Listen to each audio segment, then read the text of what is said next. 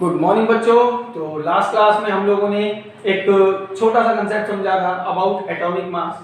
हमने देखा था कि एटॉमिक मास की यूनिट क्या होती है। हमने कहा कि एटॉमिक मास को निकाला जाता है AMU में, एटॉमिक मास यूनिट, या प्रेजेंट में जिसे हम यूनिफाइड मास भी कह देते हैं। ठीक है, फिर इसके बाद हम लोगों ने आगे बढ़ते हुए ये कहा था कि एटॉमिक मास यूनिट एक्चुअली में होती क्या है। जान लिया था कि कार्बन 12 का एक आइसोटोप लिया, उसके 12 पार्ट्स किए, एक पार्ट को उठा के क्या मान लिया 1 AMU।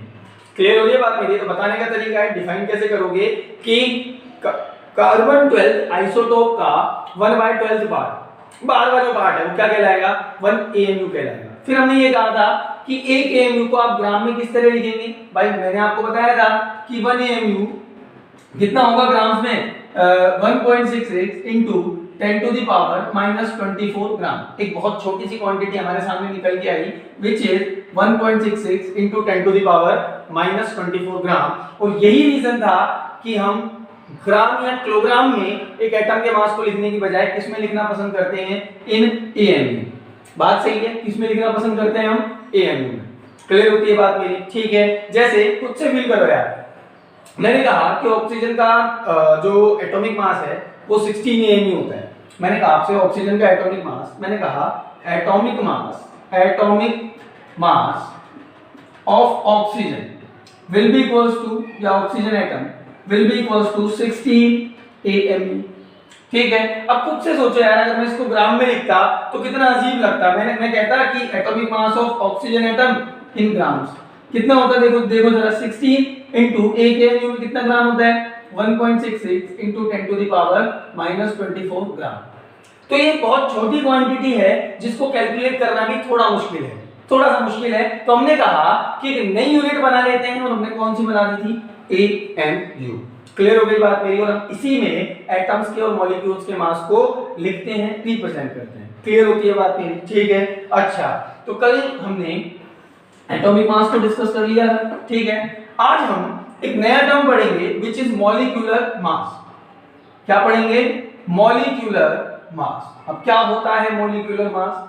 नाम से ही पता लग रहा है, मास ऑफ अ मॉलिक्यूल। किसी मॉलिक्यूल का मास क्या कहलाएगा, मॉलिक्यूलर मास। अब मॉलिक्यूल्स क्या होते हैं, जिनमें एक से ज्यादा एटम्स हों। क्लियर हो गई बात मेरी? जिनमें एक से ज्यादा एटम्स हों। क्लियर? अब कंपाउंड्स के मास को भी किस में रखा जाता है, मॉलिक्यूलर मास में।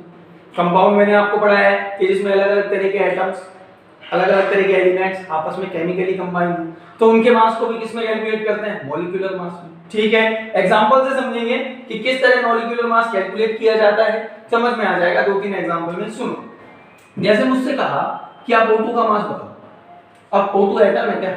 नहीं, O2 तो मॉलिक्यूल है ना। अरे भाई O2 एटम है क्या? नहीं, O2 तो एक मॉलिक्यूल है, ऑक्सीजन। ठीक है, तो इसका मास मुझे कैलकुलेट करना होगा, तो मैं उसे क्या कहूंगा, मॉलिक्यूलर मास। बता सकते हैं आप ऑक्सीजन का मास? बिल्कुल बता सकते हैं सर। एक ऑक्सीजन एटम का मास कितना, 16 AMU। लिखा था ना, लिस्ट बनाई थी, कितना होता है 16 AMU। कितने ऑक्सीजन है इसमें, 2। कितने ऑक्सीजन के एटम है इसमें, 2। तो कितना हो जाएगा 2 into 16 AMU which is equals to 32 AMU।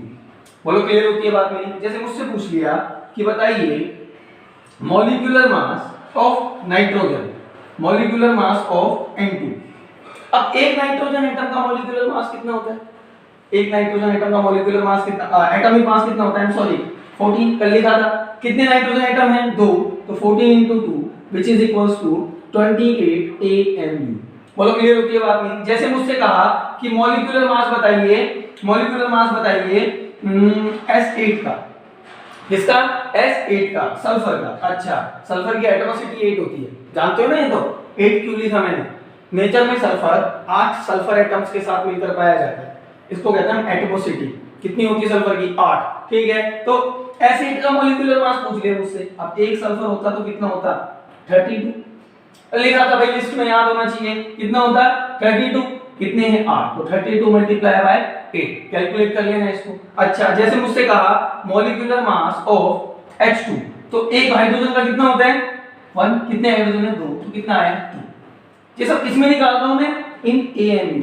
इसमें निकाल रहा हूं मैं इन AMU। बोलो क्लियर होती है बात मेरी? ठीक है, तो किसी मॉलिक्यूल या कंपाउंड का मास अगर निकाला जाए तो उसको हम क्या कहेंगे? Molecular mass. और एग्जांपल्स देते हैं इसको एक्सप्लेन करने के लिए, ध्यान से देखें और एग्जांपल्स देते हैं।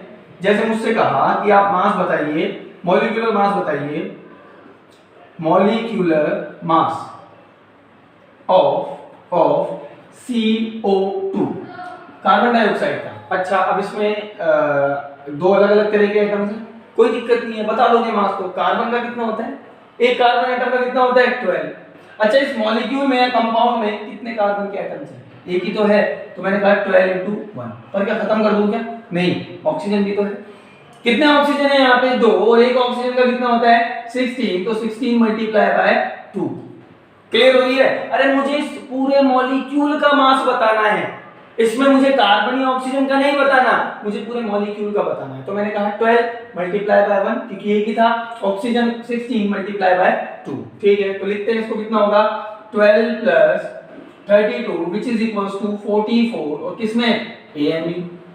किसमें? AMU। अच्छा, मुझे एक बात बताओ, अगर आपसे पूछता कि कार्बन डाइऑक्साइड के एक मॉलिक्यूल का, आई रिपीट, ध्यान से सुनना बात को, कार्बन डाइऑक्साइड के एक मॉलिक्यूल का ग्राम में मास बताओ, तो बता सकते थे क्या? बिल्कुल बता सकते थे सर। AMU में कितना है? 44। तो molecular mass of CO2 in grams, कितना हो जाएगा बताओ? 44 × 1.66 × 10⁻24 ग्राम। अरे आर यू गेटिंग दिस और नॉट?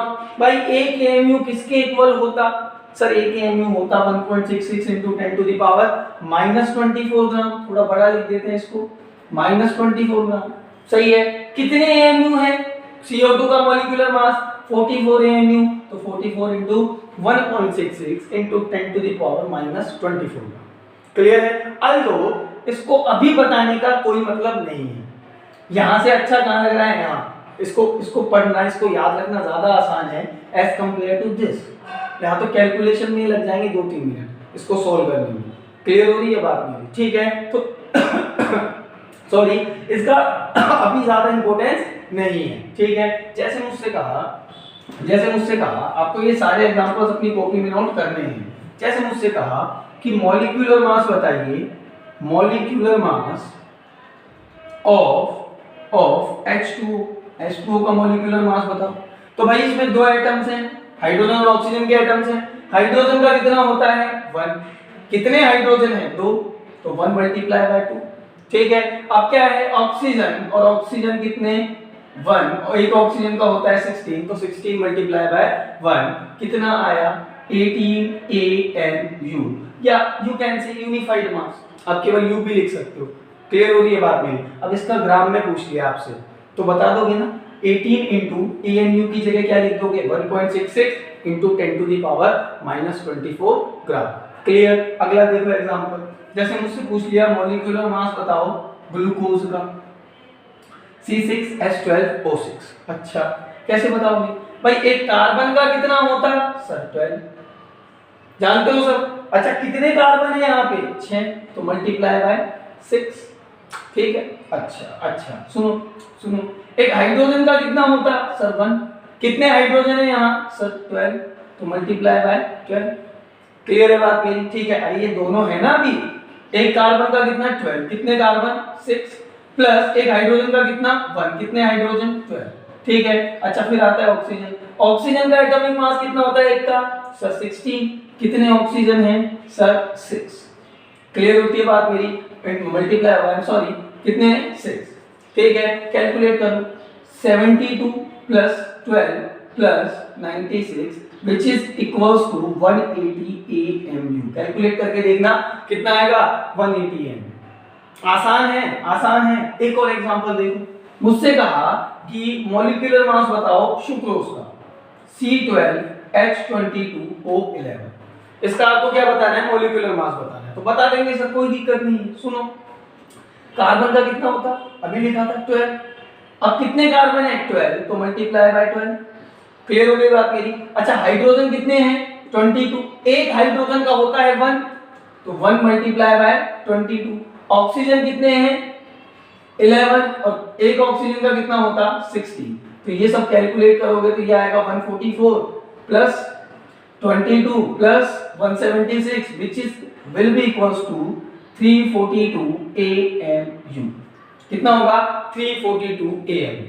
क्लियर होगी, कैलकुलेट करके देख लेना होगा आप एक बार, ठीक है। अच्छा मुझसे पूछा सर मॉलिक्यूलर मास बताओ Al OH का होल साइज इसका बताओ, एल्युमिनियम हाइड्रोक्साइड। तो बता सकते हैं एक एल्युमिनियम का कितना होता सर 27, ठीक है। एक ही एल्युमिनियम है तो मल्टीप्लाई करने की जरूरत नहीं है, लिख दो फिर भी मल्टीप्लाई बाय 1। अच्छा एक ऑक्सीजन का कितना होता सर 16, कितने ऑक्सीजन है 3। अरे OH का होल तो इसका मतलब समझते हो ना, 3 ऑक्सीजन और 3 ही हाइड्रोजन, ठीक है। ये 3 इससे भी मल्टीप्लाई और ये 3 इससे भी मल्टीप्लाई, तो मैंने कहा 16 मल्टीप्लाई बाय 3 प्लस एक हाइड्रोजन का कितना 1 will be multiply by 3। Clear होती है बात मेरी। अब टोटल कैलकुलेट कर लो 27 प्लस 48 प्लस 3, क्लियर कितना 27 प्लस 3 30 40 78 AMU। और एक बार कैलकुलेट करके देख लेना, ठीक है। वैसे सही है 78 AMU, ठीक है। तो इस तरह से आप मॉलिक्यूलर मास कैलकुलेट कर सकते हो, पहले भी सीखा हुआ है आपने, मैंने एक बार फिर से बता दिया, बहुत आसान है। आपको कुछ क्वेश्चंस करने हैं इसके HW में अपने, मैं यही लिख देता हूं, आपको HW में कुछ मॉलिक्यूलर मास निकाल के देखने हैं। आप निकालेंगे किसका CH3COOH का, चलो इसका और बता देता हूं मैं, ठीक है। फिर उसके बाद आप करेंगे, इसको और बता देता हूं। देखो सुनो, कार्बन का कितना होता है 12, कितने कार्बन है इस पूरे मॉलिक्यूल में 1 और 2, कितने हैं 2, तो मल्टीप्लाई बाय 2, ठीक है। फिर मैं बात करूं हाइड्रोजन की, हाइड्रोजन का कितना होता है 1, कितने हाइड्रोजन है सर 3 और 1 4, ठीक है। फिर आता है कौन ऑक्सीजन, ऑक्सीजन का कितना होता है 16, कितने ऑक्सीजन है 2, तो 16 मल्टीप्लाई बाय 2, ठीक है। इसको कैलकुलेट कर लो 12 into 2 24, ठीक है, प्लस 4 प्लस 32 कर लेंगे कैलकुलेट 2 4 6 and 4 2 4 6 and 4 10 1 3 1 4 4 2 6, ठीक है। 60 AMU कितना होगा 60 AMU, you can say only unified mass. Clear होती है बात मेरी, ठीक है। अब कुछ के आपको खुद से करनी है, मैं यहाँ लिख के दे रहा हूँ। आपको निकालना है NaCl का, आपको निकालना है Na2SO4 का, ठीक है। आपको निकालना है CH3OH का, आपको निकालना है C6H6 का, ठीक है।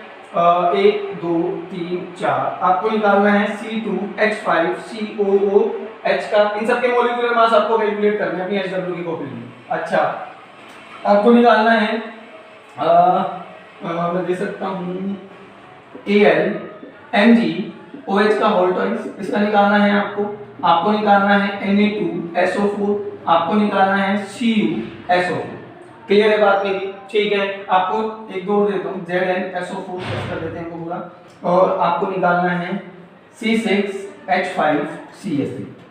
क्लियर होती है बात मेरी। आपको इन सबके मॉलिक्यूलर मास कैलकुलेट करने हैं अपनी कॉपी में, ठीक है। तो बहुत आसान सा कंसेप्ट है मॉलिक्यूलर मास का। क्या होगा मॉलिक्यूलर मास, एक मॉलिक्यूल का मास क्या कहलाएगा मॉलिक्यूलर मास, ठीक है। इसको करेंगे आप अपनी HW की कॉपी में। Thank you.